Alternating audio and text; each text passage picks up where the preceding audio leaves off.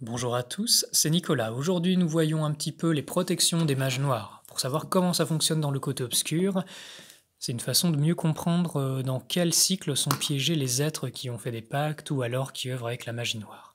Eh bien, comprenez bien, un mage noir, la première chose, eh bien, il est dans le noir. Donc, il a une aura de protection noire qui le bouche de sa propre lumière, de la lumière divine, et surtout, qui l'enferme. C'est une prison qu'il porte avec lui. Donc, il n'y a pas de passage de la lumière et ça lui empêche accessoirement des retours karmiques.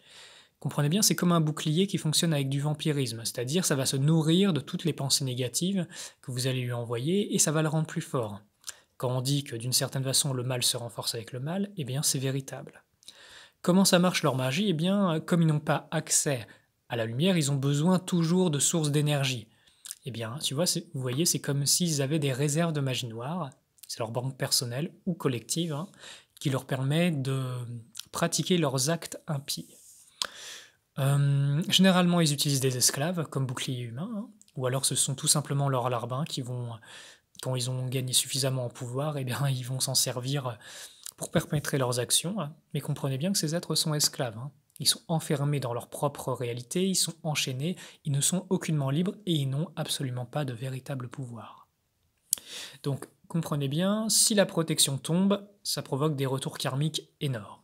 Donc ça peut se maintenir pendant très longtemps, mais le jour où ça cède, et ça finit toujours par céder, eh bien là, vous vivez ce que vous avez, ce que vous avez besoin de comprendre. Ce n'est pas punitif. Et tout cela, c'est toujours dans un chemin de vous rendre meilleur. Soyez parfait comme votre Père est parfait.